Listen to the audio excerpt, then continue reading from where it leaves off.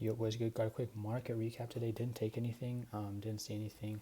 Got close to potential entry, but didn't take anything. Now the close entry was on GBP GPY, so I might as well just start with this. 4 hour was bullish. We've been printing green candles for the past couple like hours or days, I guess.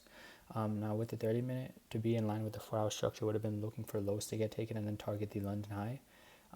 We had London low here, and then we didn't really have any other lows. This low was made right at NY open too, so it's kind of like I don't know, like fresh, I guess.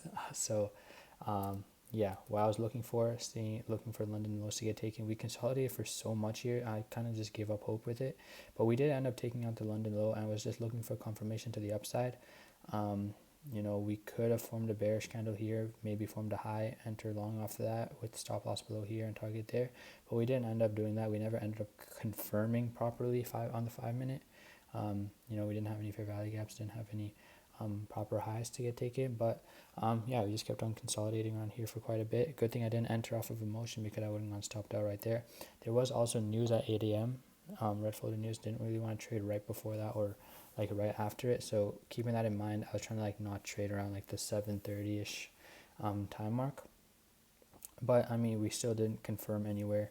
Like we didn't have any confirmation to the upside. That's why I didn't really want to enter off of that. So yeah, I mean, we did not really, like, we didn't end up actually taking out the London high. We just kept on consolidating for quite a bit.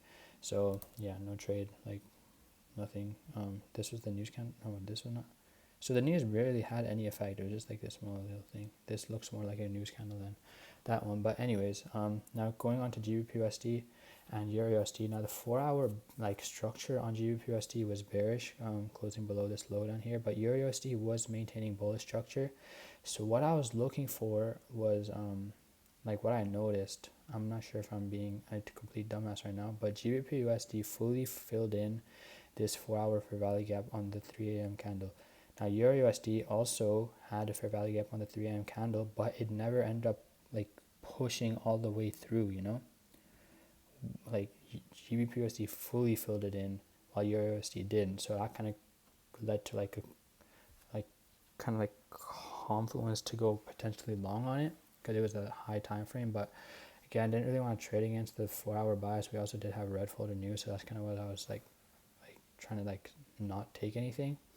But I mean, this Loki would have worked out, would have gotten a proper like nice entry, and also would have hit a proper risk reward, taking out the London low, and then in risk value gap to the upside, enter something like that, would have gotten a drawdown for quite a bit. And it's just important not to panic, but would have ended up moving up, at least hitting this. Maybe could have like had it somewhere here or here, top tick that shit or something, I don't know. But that's not the right term. Wait, what? But yeah, anyways, that would have been decent trade. But again, I don't really like trading against the 4 hour structure, because like when I look back like at previous points, like previous times, that when I see like when the 4 hour is not in line with like the trade, the trade seems to be so much more short term. Like it doesn't like it moves and then just like continues on with the 4 hour trend. So I feel like it's not really that good of an idea to trade against the 4 hour kind of bias, right? So now GBP/USD, we did have a similar taking out of the London lows and then inverse for value gap. However, we were like way closer to the London high compared to EUR/USD, and didn't end up taking out the London high as well. We just came up to like the margin kind of thing. So yeah, nothing really to note for today. Emotions, didn't really feel too much. Just bro, I hate university, bro. I need to drop out. But it's like I don't know, it's just like I want to drop out, but it's like every day I go to school and every day I don't like do something like with trading, like, because trading, you're not supposed to be doing something every day, like not, you should be doing stuff, you should be journaling, you should be doing all that stuff, but you shouldn't be like taking a trade every single day.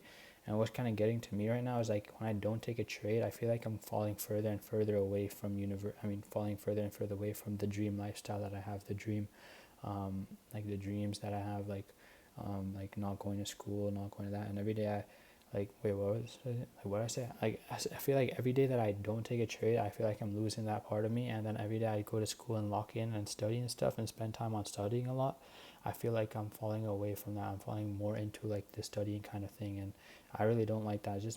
I don't have the motivation to study. In grade 11, grade 12, in a grade 10 and grade 11, I had all the motivation to study, but I was studying like whenever I wanted to.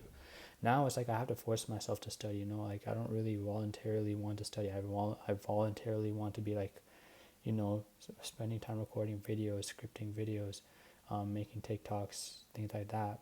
But or just reading like books that I want to read. Now I'm here reading the freaking textbooks, bro. Like that shit sucks, bro.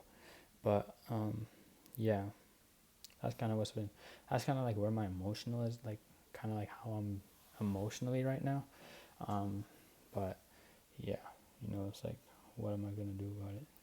I have to just lock in.